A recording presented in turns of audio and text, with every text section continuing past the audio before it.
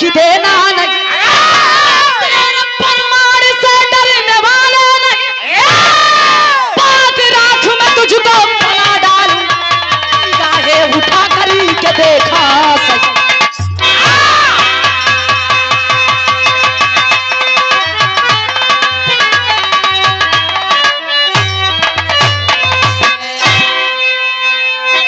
ए भैया कहानी तनी से समझी लो, हिंदुस्तान का अगर एक बच्चा चाले तो पाकिस्तान वालों की खैर मकदम हो जाए, खैर नहीं है। सुनिएगा कहानी है कहां से, बड़ी सुंदर बार गजल के नमूना लोग सुनना, हाई गजल सुना। किसी ने कहा है अपने खुदा से, अपने भगवान से, क्या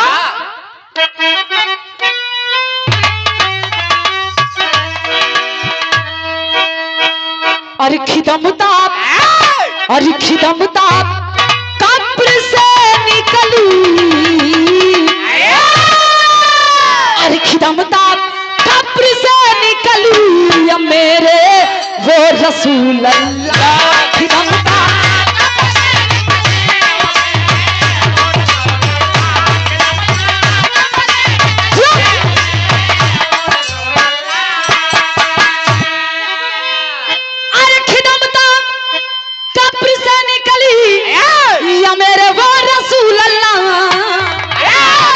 मेरे वो रसूल अल्लाह की नियामत, अरे नियामत हस्र से फिसली या मेरे वो रसूल अल्लाह।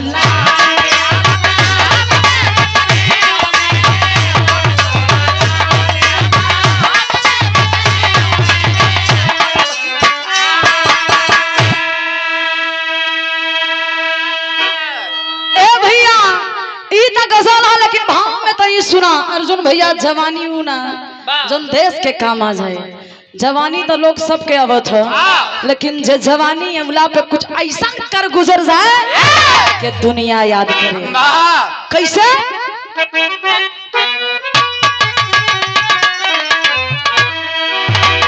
कि मिटा जो, अरे मिटा जो नाम मिटाए से, अरे मिटा जो नाम मिटाए से निशानी उसको कहते हैं। मिटा जो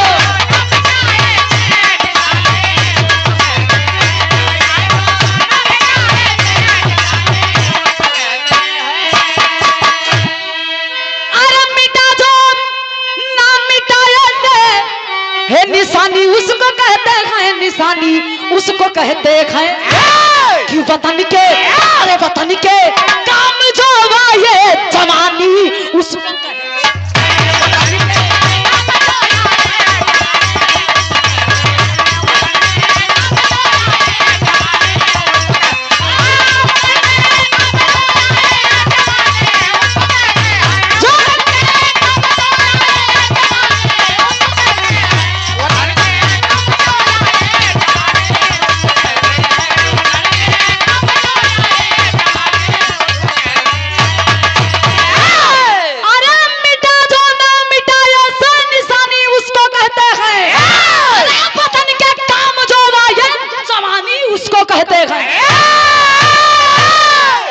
शाबाश, ई है असली कसौटी। ए भैया कबीर जी के कहानी लिखे के पड़ल, विरह के शुरुआत, कहानी के शुरुआत जौहरी से होता बाबू। कैसे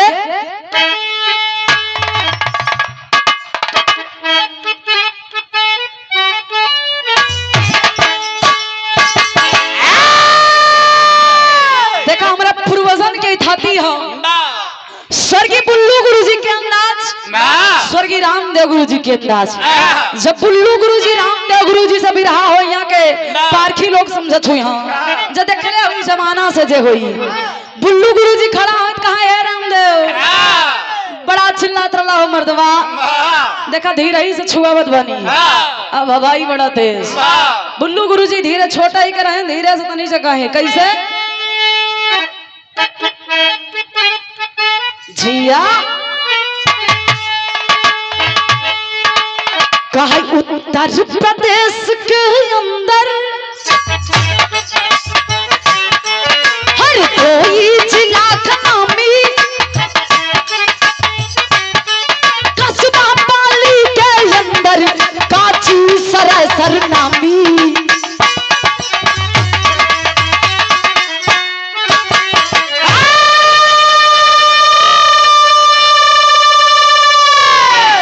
शाबाश। ई रहल बुल्लू गुरुजी के अंदाज। लेकिन जब स्वर्गीय रामदेव गुरुजी खड़ा हो कहा हो बुल्लू बड़ा छुआ बत रहा हो, देखा समरिया अब हमार वाली तोहरे ऊपर चढ़े चलता। उनके भाषा में कहे चापत बानी समर जइया। रामदेव गुरुजी के भाषा रहल चापत है इधर से समरिया। बुल्लू गुरुजी के बाद रामदेव गुरुजी कैसे कहे भैया शाबाश। अरे अब्दुल गफ्फार का बेटा अब का भाई ई का हो गई तने के आवाज ईरानी में था। अच्छा ओरिजिनल आवे के पड़ी।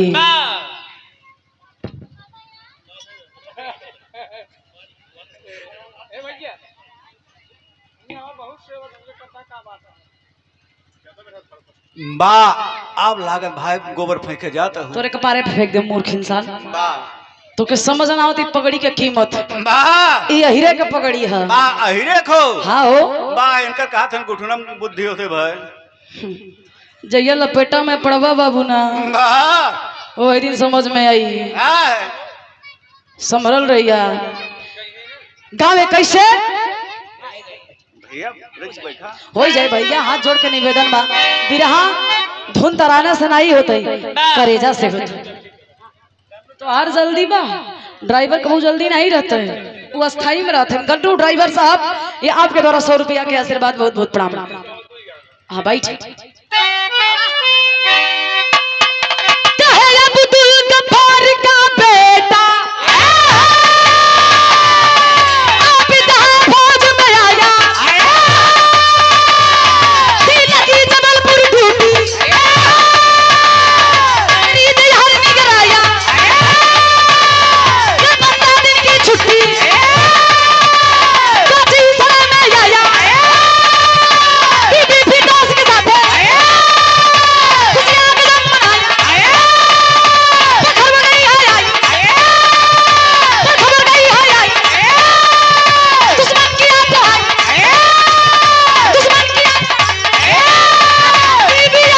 के साथ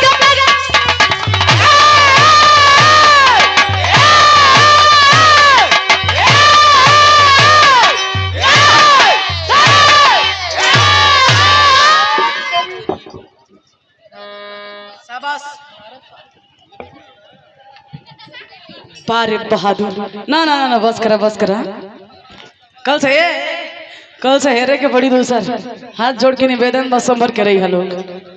अच्छा ये है कसौटी एक बार ताव चढ़ जाए तब उतरे का नाम लेकिन कहानी के लोग समझी कहानी बात कहां से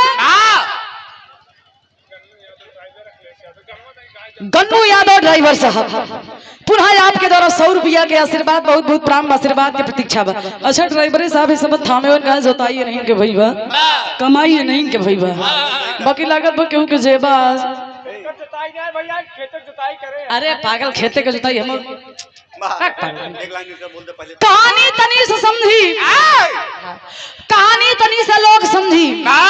उत्तर प्रदेश के अंदर एक जिला जोने जिला के नाम बतावल गई हरदोई जिला के अंतर्गत एक छोटा सा कस्बा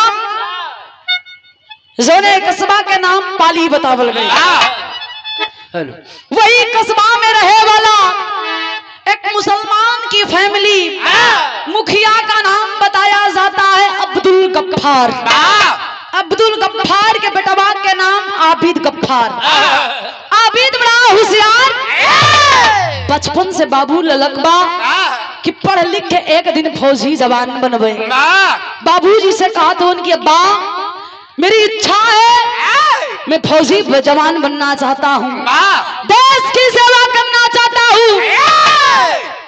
बाबू कॉलम ठीक है बेटा तैयारी करो तुम अपनी इच्छा को पूरा कर सकते हो। बेटवा तैयारी कैला से बाबू आज पढ़ लिख के फौजी जवान बनल है। पहली पोस्टिंग पहला ड्यूटी लगल कहाँ बा डलहौजी में। डलहौजी में छुट्टी मिलल बा, छुट्टिया से घरवा आइल हुवन। 15 दिन के छुट्टी मिलल बा बकरीद के उपलक्ष्य में। बहादुर छुट्टी मनावता ये बाबू, लेकिन वही छुट्टिया के बीच में एक दिन फोन के घंटी बजल बा। दौड़कर आबिद जवान जाके फोन को रिसीव करता है। आवाज आती है कि तुम आबिद बोल रहे हो? कहते हैं कि जी सर, मैं कर्नल अजीत बोल रहा हूँ। आबिद जवान कहता है कि जय हिंद सर, आदेश करिए। कर्नल अजीत यादव कहते हैं कि आबिद आपकी छुट्टी निरस्त कर दी गई है, जितना जल्दी हो सके ड्यूटी ज्वाइन कर लो। दुश्मन अपने देश पे चढ़ाई कर दिए हैं, कुछ आतंकवादी सीमा के अंदर घुस चुके हैं और उनको खत्म करना है, जितना जल्दी हो सके ड्यूटी ज्वाइन कर लो। आबिद फोन कटल, ओके आंखी के सामने कुछ ना दिखाई देता। देखा तो परिवार में बीवी है, बच्चे हैं, माता है, पिता है, सबके चेहरे पे मुस्कान है क्योंकि त्योहार नजदीक था। आबिद जवान अवाक रह जाता है, किस खुशी के बीच में मैं ऐसी खबर कैसे सुनाऊं। सोचता है कि मैं अपना सामान पैक कर लेता हूं, उसके बाद मैं खबर जाके अपने परिवार को बताऊंगा। आबिद जवान अपने रूम में चला जाता है, अपना सामान पैकिंग करने लगता है। तो होता क्या बाबूजी, बिरहा में स्वर्गीय रामदेव उस्ताद के तर्ज लगल, वीर रस बिरहा के देवर कहल जाला तर्जिया। जोने बिरहा में अर्जुन भैया इ तर्ज ना रहे, दादा लोग कहें कि वीर रस का बिरहावे अधूरा रहेला। इ वीर रस बिरहा के देवर है तर्ज। कैसे?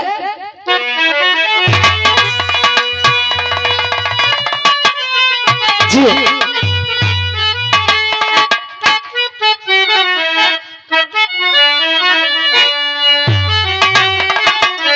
अरे जिया बहादुर,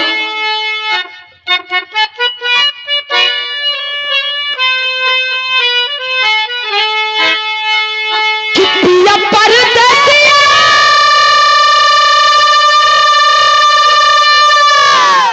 भावे अंगनमा, कितिया परदेसिया न भावे अंगनमा, हर बिरही बनली बास जारिया हो मोरी उड़ी उड़ी जाली अचरिया।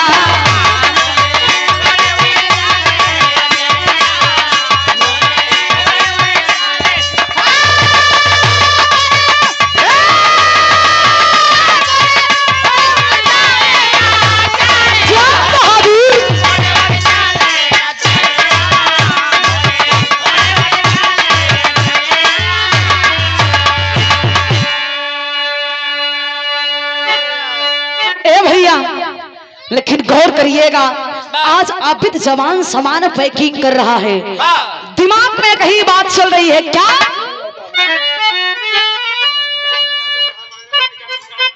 दो मिनट भैया, बिरहा खत्म हो जाए।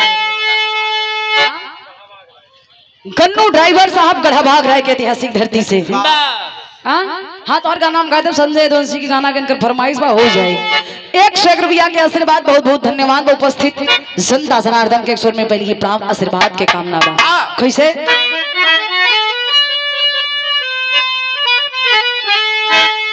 कि घरवा में खुशियां मनारो जवानमा, अरे घरवा में खुशियां मनारो जवानमा, कि तबले खबरिया बा आइल हो लोगू में धरतिया ना आइल हो लोग।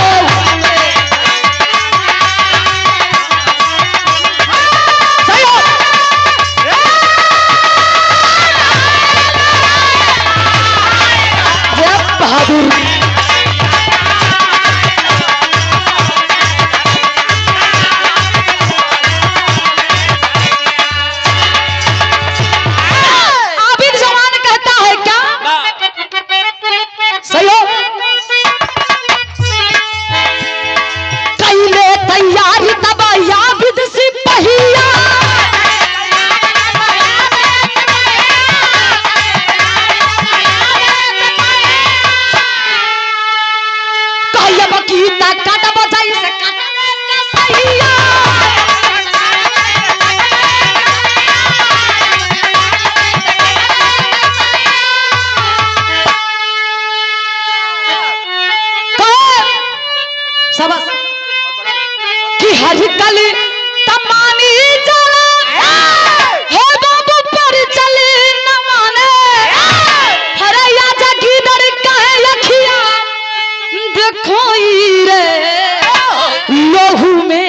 धरतिया अरे लोहू में धरतिया ना हाइल रे लोहू में।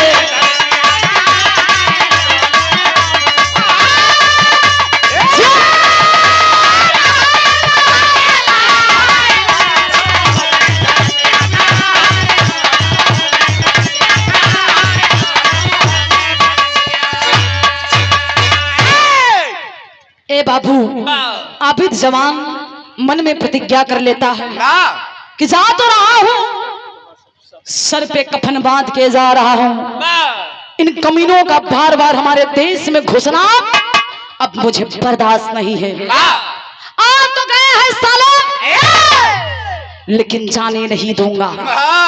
अगर जाएंगे भी तो जिंदा नहीं बल्कि इनकी लाश जाएगी।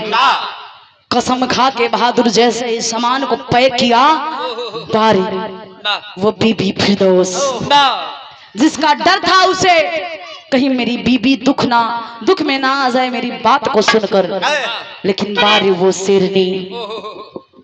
आज फिरदौस बेगम हाथ में थाली लिए, तिलक की थाली, रोकती है, कहती है क्या? मेरा में एक तर्ज लगल गुरुजी।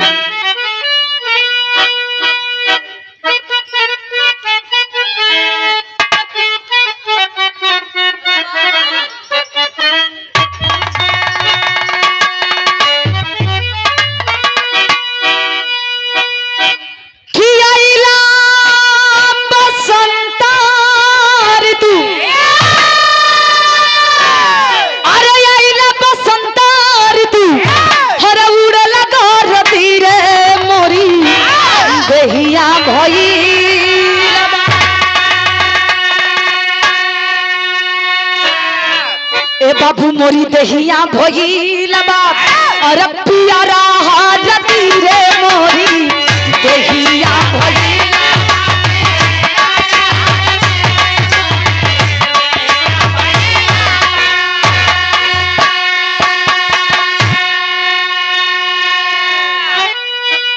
लेकिन मारे फिरदौस बेगम हाथ में थाली लिए हुए अपने शौहर के सामने जाके कहती है कि आप चिंता मत करिए, आपको पता है कि आप जो बात बताएंगे परिवार में शायद परिवार के सभी सदस्यों की आंखों में आंसू आ जाए, क्योंकि परिवार में त्योहार नजदीक है, सबके चेहरे पे खुशी है।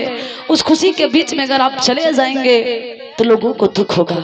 लेकिन ए पतिदेव, ए सैया, केहू के दुख हम बनी ना, आप जात हुआ भारत माता की सेवा करे खातिर, हम रह के आपके परिवार की सेवा करो। लेकिन हई बतिया हमार ध्यान से सुन ला।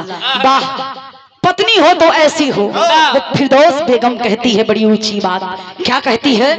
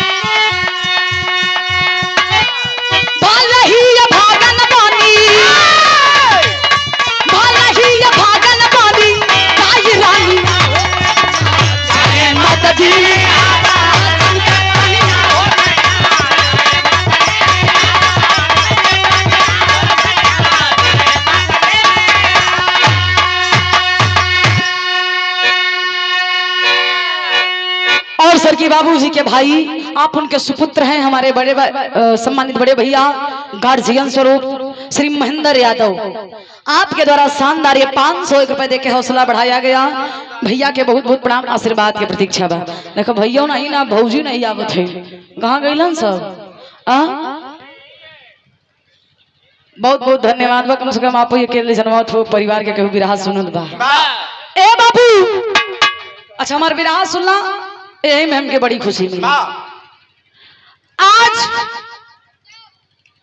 फिरदौस बेगम अपने शौहर से कहती है कि आप जा रहे हैं देश। शांति शांति रे बाबू, नहीं जाता। अपने शौहर से कहती है कि जा रहे हो ना, मुझे कोई तकलीफ नहीं है, मैं आपके परिवार की जिम्मेदारी उठाने के लिए तैयार हूँ। लेकिन मेरी बात गौर से सुनिए, जिस माँ ने तुम्हें दूध पिलाया, अगर उस माँ का दूध का कर्ज अदा करना चाहते हो तो जाइए, जो आतंकवादी हमारे देश में घुसे हैं, बिना गर्दन काटे अपने घर पे माँ का चेहरा देखने मत आइएगा। कसम है तुमको, सर पे कफन बांध कर जाइए। और एक बात ध्यान से सुनिएगा, भले ही सीमा पे लड़ते लड़ते शहीद हो जाइएगा, मेरा सीना गर्व से चौड़ा हो जाएगा कि मेरा शौहर इस दुनिया में तो नहीं है, लेकिन दुश्मनों को मार कर मरा है। लेकिन आप अगर पीठ दिखा के लौट कर घर आ जाएंगे तो मैं ये समझूंगी कि मेरा शौहर कीदड़ था, मर्द नहीं था। बाद बाबू का रेजा में लगा वो फौजी जवान बतिया करेजा में लगल बा। खलन है फिरदौस, आज तो हमार दुख के दूर कर देलू। अब हम क्या चिंता नहीं खे कि हम मरब के जियब, अगर मर भी गईली तो हम क्या लगे कि हमारे परिवार के जिम्मेदारी उठावे वाली हमारी धर्म पत्नी घर पे बा। फिरदौस तिलक लगा देती है बाबूजी, बैग को टांग कर आबिद जवान चल देता है अपने देश की सेवा करने। श्री रामकृष्ण कबीरन बाजार मदौली के ऐतिहासिक धरती से 101 रुपए का आशीर्वाद, बहुत बहुत प्रणाम, आशीर्वाद की प्रतीक्षा बा। ए ड्राइवर साहब, हेलो हेलो भैया, एक गन्नू भैया हाथ जोड़त बनी, तनी से शांति बनाला। ये देखा तोरे सबके मिजाजी तोर जा, देखा तोरे लायक भाई सब। फिर हवा में भी रहा भी सुना, आनंद भी देते रहो। आज चलता है बहादुर आतंकवादियों से सामना करने के लिए, लेकिन कवि जी के बिरहा में थे मिजाजी तर्ज लिखे के पड़ल। कैसे?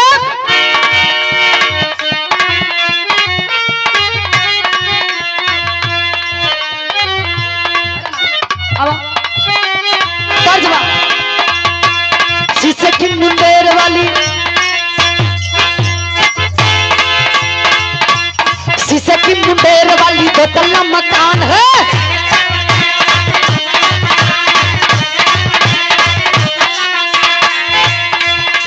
तेरे उस मकान में भी मेरा एक दुकान है।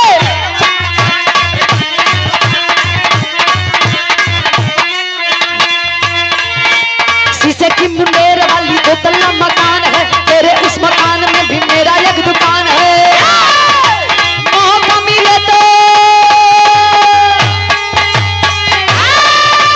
मौका मिले तो किसी रोज चली आना, पान खा के जाना गोरिया, पान खा के जाना, पान खा के जाना गोरिया, पान खा के जाना।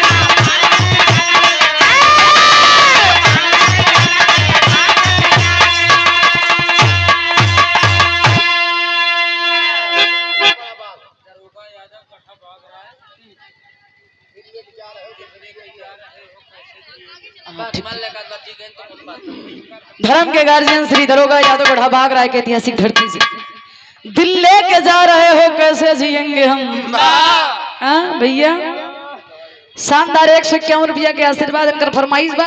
2 मिनट उठा मेरा और सबका फरमाइश हम पूरा करब। हाँ इहो लोग देखा सुने बैठा है, बिरहवा गड़बड़ा जाए। कल दिल्ली जाना है। अच्छा ये अपन तकलीफ बतावत हुआ, मलकिन जब कहीं दिल लेके जा रहे हो कैसे जिएंगे? जब तुम्हारी याद आएगी तो पी पी मरेंगे हम। पक पक पक पक लेकिन गौर करा कैसे लागल बा कैसे सीरियल में कफन बाटे चले होशियार है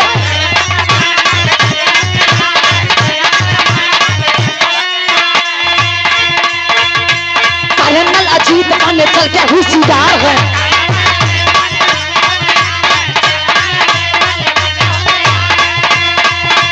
कितना है जोर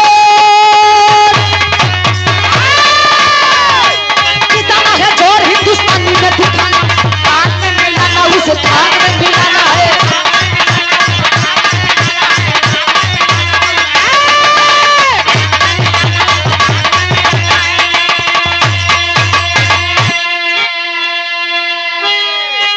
सुबह 4 बजे वाली रहली समैया सुबह 4 बजे वाली रहली समैया आई गिरही पे कोई थी हमें चढ़ैया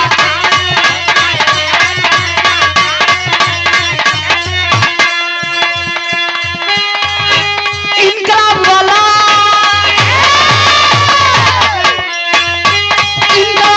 या तो मारा है लगा आग में मिलाना उसे आग में मिलाना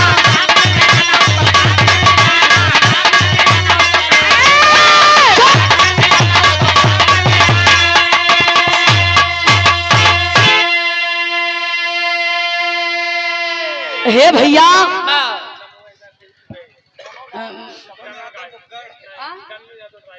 श्री कन्नू यादव ड्राइवर साहब हमारे बड़े भैया हैं गढ़ा बाग राय के ऐतिहासिक धरती से कहाँ बाटे अच्छा बहुत बहुत धन्यवाद तुमको समझत रहे शानदार 100 रुपया के आशीर्वाद बहुत बहुत प्रणाम उपस्थित जनता जनार्दन के अक्षर में पहले की प्रणाम आशीर्वाद के कामना बा गौर से सुनिएगा बाबूजी सवेरे के 4 बजत रहल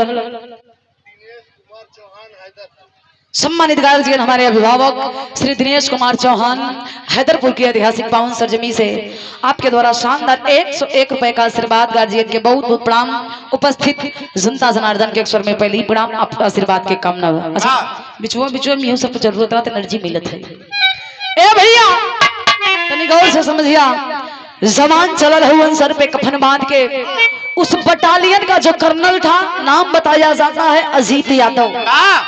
अजीत यादव अपने सैनिकों को समझा रहे हैं घर से तो आए हो कफन बात कर आज टाइगर हिल पे चढ़ाई करना है जानते हो एक मेरी बहुत बड़ी बात मैं तुम लोगों से बताना चल रहा हूँ जो टाइगर हिल की ऊंचाई है जानते हो कितना है जवान चुप्पी मार ले हुए कर्नल अजीत बताते हैं क्या भैया बिरहा में तरज लगल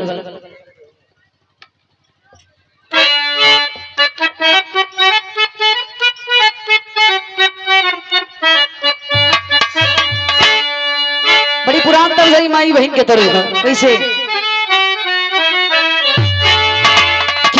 की गई लगे हुआ लटा की गई बालिया खनकिरे गौना हो खनकिरे गौना गोरी के खेत खेत चूड़िया खनकिरे गौना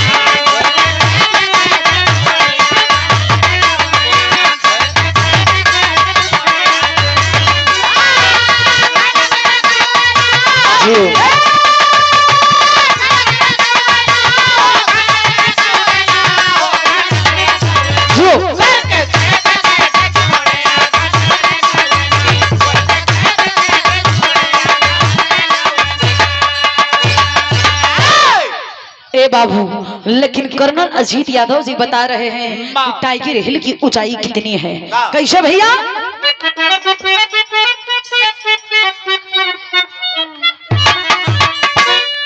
कि 16,000 फीट ऊंचा समानवा बतावे लगल ना कर्नल अजीत जवानवा बतावे लगल ना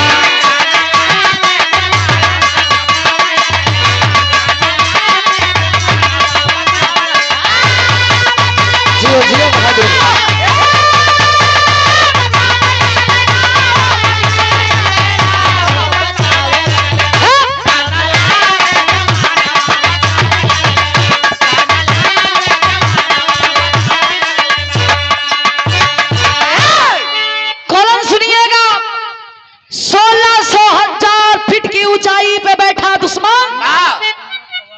हमारे ऊपर गोली की बौछारें भी कर सकता है।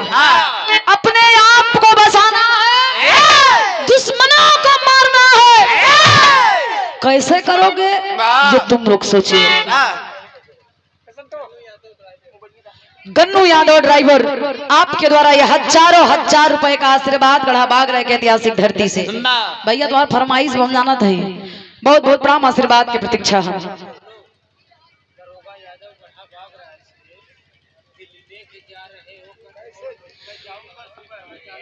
दरोगा भैया सवेरे दिल्ली से हैं, इनकर फरमाइश बा दिल्ली के जा रहे हो, कैसे जिएंगे हम। अभी 2 मिनट और बैठ जा बस, आए 2 मिनट और रुक जा। 200 रुपया के आशीर्वाद बहुत बहुत प्रणाम। उपस्थित जनता जनार्दन के प्रणाम। वो जवान कहता है कि 1600 फीट की ऊंचाई पे दुश्मन बैठा है, अपने आप को बचाना है, दुश्मनों को मारना है। एक बात मेरी गौर से सुनिएगा, जवान आबिद सबसे आगे खड़ा है। आबिद कहता है जी सर बताइए करना क्या है हमें। वैसे भी हम अपने जान को अपने हथेली पर लेकर आए हैं, नहीं परवाह हमें कि जान हमारी जाएगी कि रहेगी। हमारा ये टारगेट है, दुश्मन को मार के भगाना है। आबिद के बात सुन के कर्नल अजीत खुश भइलन, लेकिन आबिद कहलन का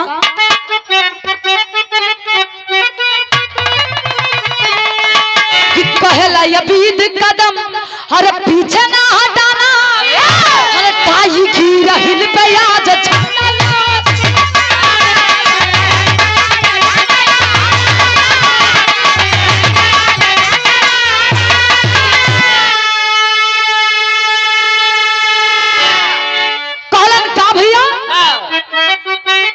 जवान कहता कैसे रही है बाजी आजा हमारी धरा दिया, बतावे लगल हो बतावे लगल ना तरन बाजी जवाना बतावे लगल ना।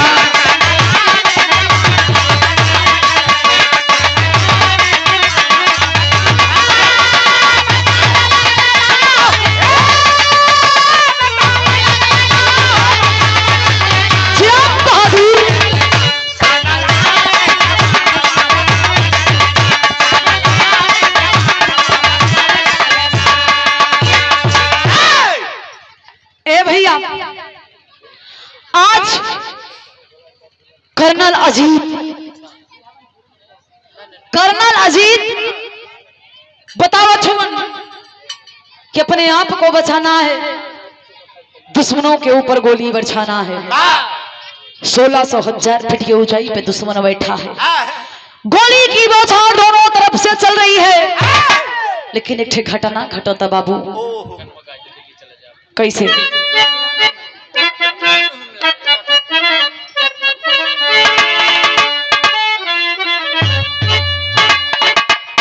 अरे माता हो ललनवा दैदा,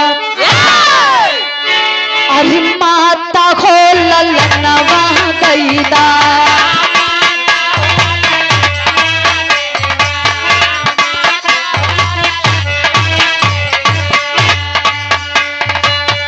बखली हो पिरनवा दैदा,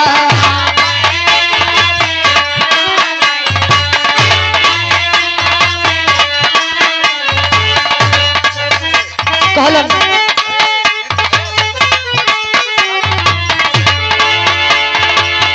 महता खो ललनवा दैदा, बखली हो पिरनवा दैदा, देशवा के खातिर अपन देशवा के खातिर अपन सागरो गहनवा दैदा, माता हो ललनवा दैदा, बहिनी हो पिरनवा दैदा, माता हो ललनवा दैदा।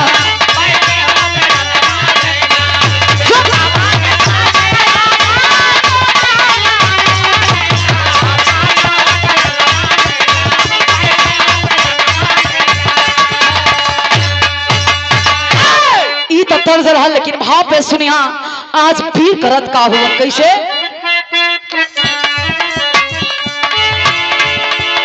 कहतमा बढ़ावे पिरवा,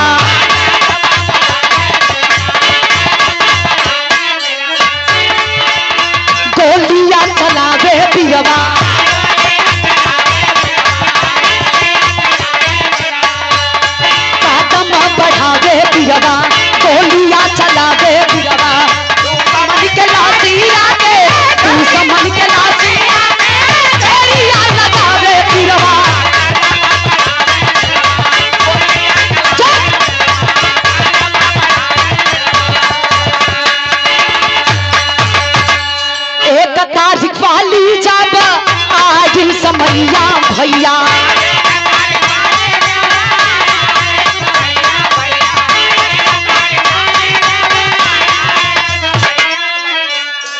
भागी ले शहीद दासा दे सके सिपहिया भैया।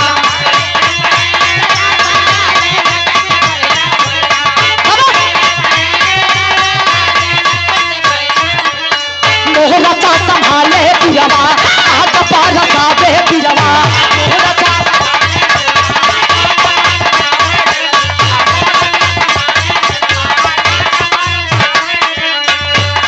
मोहरचा संभाले पिरवा आग पार साबे पिरवा। तू समझ के लाती तू समझ के लाती पिरवा।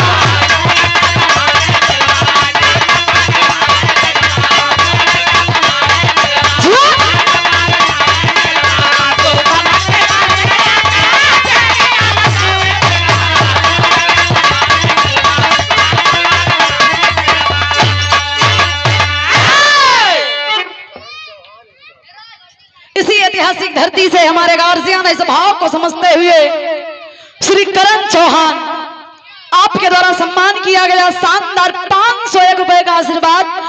गार्जियन के बहुत बहुत धन्यवाद बा और इस मुरैना के ऐतिहासिक सरजमी को बहुत बहुत धन्यवाद है। उपस्थित जनता जनार्दन के प्रणाम आशीर्वाद के कामना हो। ए बाबू गौर से सुनी। हाँ आज जवान लड़त हुवन लेकिन 1 जून की वो मनहूस तारीख 1 जून के मनहूस तारीख बाबूजी अपने देश के 10 जवान शहीद हुए। इतना देख के आज आबिद जवान के खुनवा खौल उठा। कॉलेज के अंदर कितनी मजाल। हर एक कमीना साले हमारे देश में घुस के हमारे जवानों को मार दिया। जान रहे तो रहे चली जाए मुझे कोई परवाह नहीं। तब तक मैं अपने जवानों का बदला नहीं लूंगा तब तक मैं चैन से नहीं जीऊंगा। आबिद जवान सर पे कफन बांध के पिस्तौल लेके आगे बढ़ल बाबा। जब आगे बढ़ल ए बाबू एक घटना घटल का बिरहा में टेरी लग गई।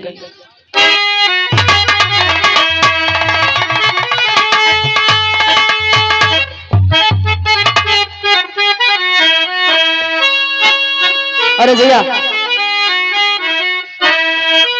अरे समर से हिंदुस्तानी ना हटी। अरे समर से हिंदुस्तानी ना हटी। तो सीमा पार करा के थोड़ा पाकिस्तानी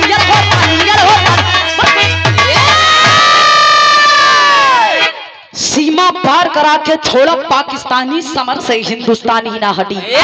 प्रतिज्ञा कर लेता है आबिद जवान कदम मैं पीछे तब तक नहीं हटाऊंगा जब तक दुश्मनों की लाश बिछा नहीं दूंगा अपने धरती पर। कदम बढ़ाया है बहादुर चल देता है। लेकिन एक घटना घटते भैया वही 1 जून के समय बा 10 जवान शहीद भइलन। 11वां जवान के रहल आबिद। एक गोली दुश्मन के आके सिनेमा में लगल बा। बारे हमरे हिंदुस्तान के शेर सीने में गोली लगी है। एक हाथ से अपने सीने को दबाया रक्त की धारा बह रही है लेकिन बहादुर पीछे नहीं हटा। कैलाश का बिना में पापट लगल जा।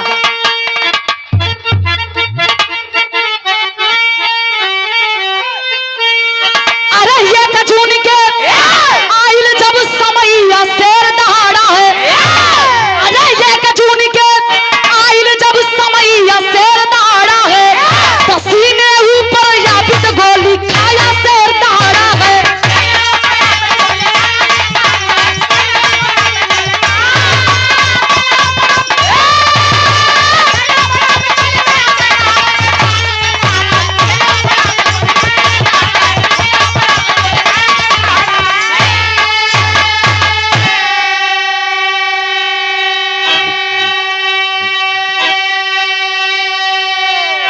और ये सम्मान किया गया इस भाव को समझते हुए हमारे हृदय के गार्जियन समाज के बड़े सम्मानित व्यक्ति श्री कल्लू यादव दाल मिल वाले आपके द्वारा यह शानदार 501 रुपए दे के हौसला बढ़ाया गया।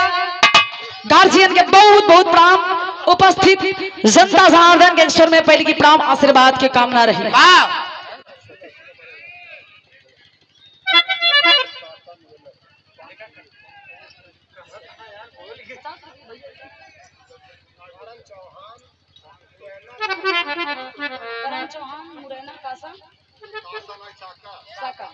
श्री करण चौहान मुरैना साका भाई, आपके द्वारा ये 551 रुपया के आशीर्वाद जो तुम्हें मिस्टेक ओवर है।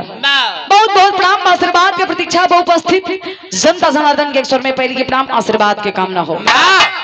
सुनिएगा बहादुर, आज सीने पे गोली लगी है, एक हाथ से अपने सीने को दबाया, रक्त की धारा बह रही है, दूसरे हाथ से पिस्तौल उठाया है बाबू, कदम पीछे नहीं हटाया। आप भी समझ लिया कि अब तो मेरा समय बहुत करीब है, लेकिन मैं इस समय कुछ ऐसा कर गुजरूंगा कि साले कमीने समझ जाएंगे इनका सामना किसी शेर से हुआ है।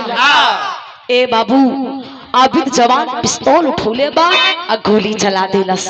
कितना गोलियां चलौलस कवि जी के लिखे के पढ़।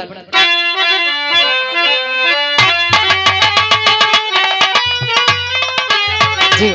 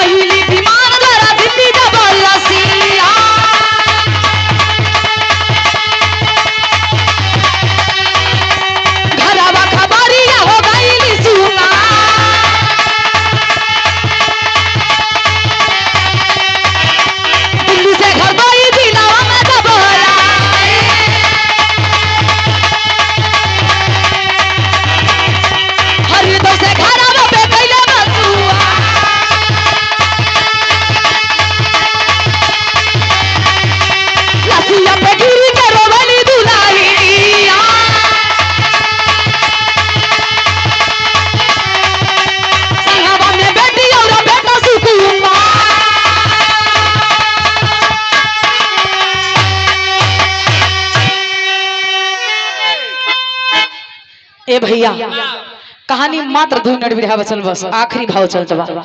ए बाबू, तनी सा देखा यार गंभीर हो जालो। आज एक गोली लगल, हाथ को दबाया अपने सीने पे, खून की धारा रोकने के लिए हाथ से दबाया है अपने सीने को और गोली की बौछार कर रहा है। सोचा जकरे सीना में गोली लगल हो, आदमी तड़प के भी होश हो जाए, जमीन पे गिर जाए, लेकिन धन्य हमरे देश के जवान, सीने पे गोली लगने के बावजूद भी बहादुर आबिद जवान 32 फायर कैले है। 32 फायर में 17 दुश्मन के गिरा दिलो जमीन पे। जब 17 घुसपैठियन के मार के धरतिया पे सुतौला कि अब हमरे करेजा के तसल्ली मिलत बा, लेकिन पूरा नहीं। जब तक कमीने इस सालों के मार के लाशन के ढेर ना लगा दे तब तक हमरे दिल के ठंडक ना पहुंची। ए बाबू आबिद जवान जैसे कदम बढ़ौलस तब तक एक दुश्मन के गोली या गर्दन में फसल बा। जब दूसरी गोली या के गर्दन में फसल है पंचो, आबिद जवान समझ गया कि मेरे जीवन लीला यही समाप्त है। भारत माता की जयकारा करते हुए नारा लगाते हुए हमारे देश का दुलारा भारत माता की आंचल में सो गया। खबर जवानों को मिली है, विमान के द्वारा उस पार्थिव शरीर को सम्मान के साथ तिरंगे में लिपटाकर दिल्ली लाया गया। दिल्ली से हरदोई जिला। ए भैया लसिया तयावता, लेकिन घरवा कर्नल अजीत कौलन लाश जाए से पहले घरवाला के खबर करता। केहू के हिम्मत नहीं बा कि फोन करके के बताए। ए पंचो कर्नल अजीत अपना करेजा मजबूत करके हिम्मत बना के फोन किया है। कहा? आबिद के पिताजी अब्दुल गफ्फार के पास। जब आबिद के पिताजी के पास फोन गया, दौड़ के आबिद के पिता फोन को रिसीव किए। बोलते हैं कि सर आप कौन बोल रहे हैं? कर्नल अजीत के जुबान से आवाज नहीं निकल रही है। बोलते हेलो कौन है आप, क्यों नहीं बोल रहे हैं फोन करके? कर्नल अजीत भावुक होके गंभीर आवाज में कहते हैं कि सर आप आबिद के पिताजी हैं? कहते हाँ।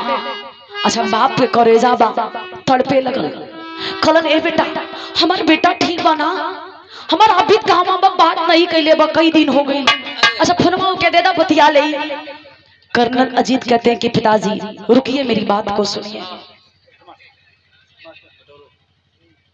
आपका बेटा हम सबका दुलारा, भारत माता का दुलारा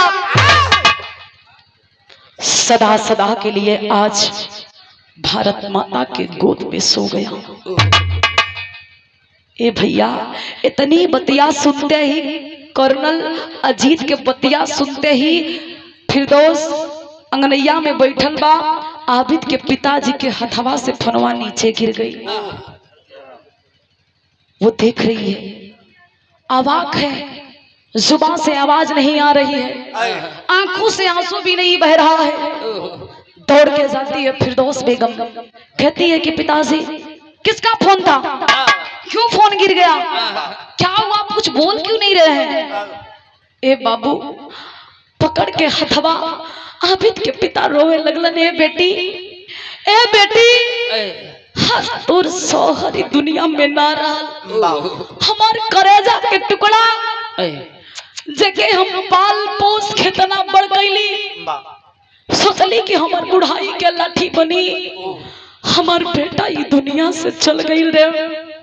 ए पगली तू तो तिलक लगा के आशीर्वाद दे के भेजले रहे ना कि जात हुआ भारत माता के कर्ज अदा करके यहाँ दुश्मन के मार के यहाँ आज हमारे बेटा नाम तक कैलस रे पगली, लेकिन आज ये दुनिया के छोड़ के चल गई।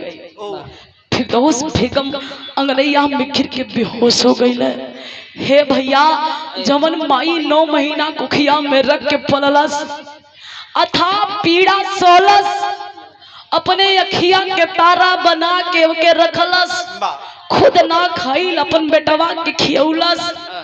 आज मतारी के कनमा में जब आवाज गई के जेके हम पाल पोस कितना बड़ कैली, आज हमार बेटा ये दुनिया में ना बा। माई के करजबा पे लगे कि कितना बड़ा पहाड़ टूट गई ले भैया। माई रोवत बा, लेकिन बड़ी ऊंची बात कहली। का कहली बाबू? बिरहा में पापट खड़ी के लाइन में कहे के पड़ल।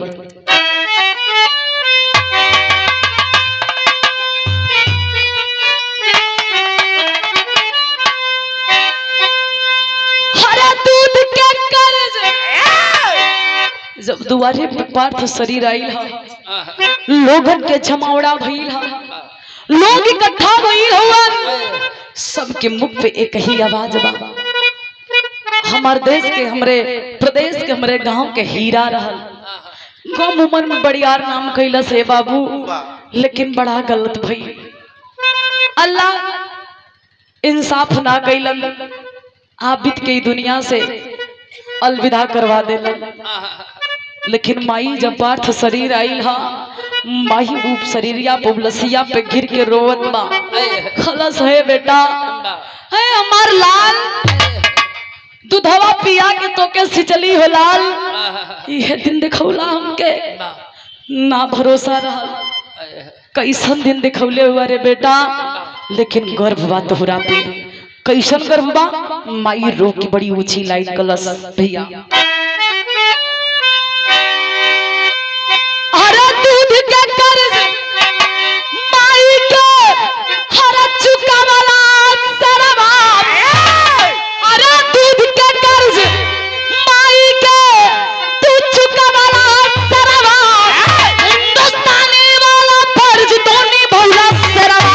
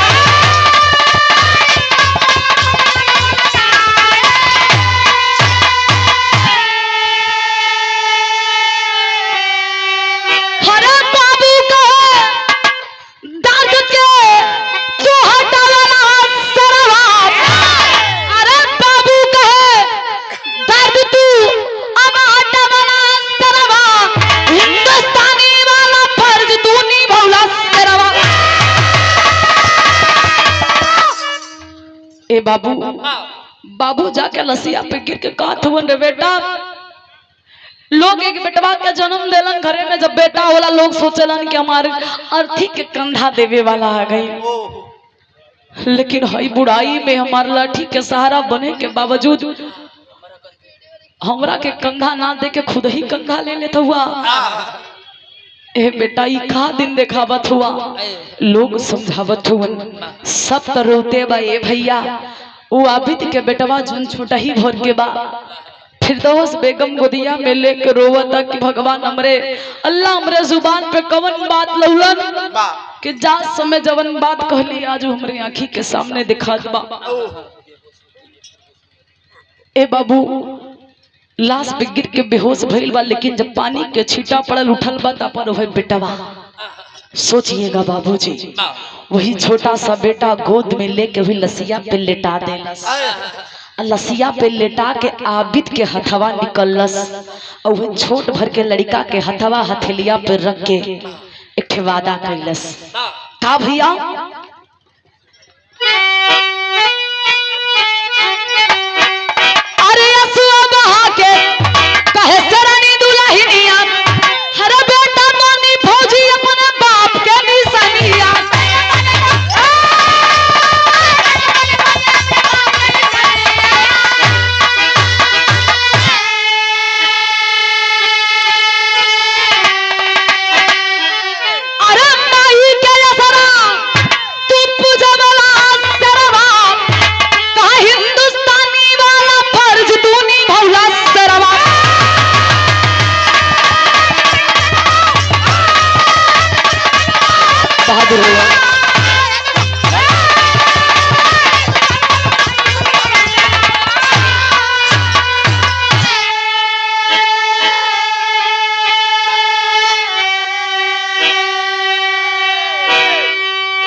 पंचो वादा करती है कि आप तो चले गए, जो आपका सपना अधूरा रह गया, ये आपका बेटा मैं वादा करती हूँ, आपका बेटा ये बड़ा हो के एक दिन फौजी जवान बन के आपके अधूरे सपनों का पूरा करेगा।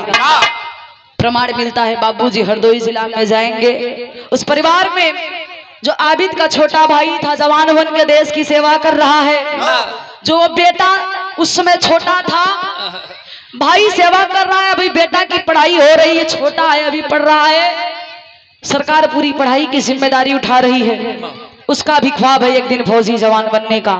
प्रमाण भी मिलता है आबिद के जनाजा निकलने के बावजूद जो कम समय में बड़ा देश के लिए योगदान किया, जब जनाजा निकलने लगा उस हरदोई जिले के जवानों के अंदर एक जुनून आ गया कि हम कोई नौकरी नहीं करेंगे, अगर करेंगे तो देशभक्ति, फौजी बन के भारत माता की सेवा करेंगे और दुश्मनों का खात्मा करेंगे।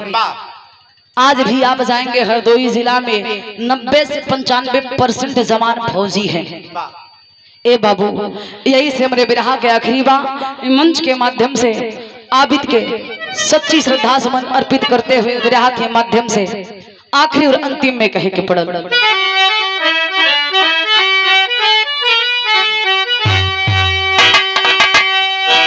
गुरु गणेश गुरु रामलाल अमर रही कुर्बानी,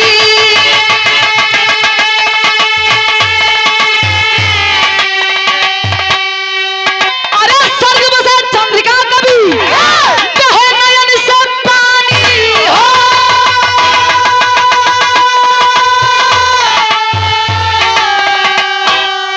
हे बाबू समर से हिंदुस्तानी नाडी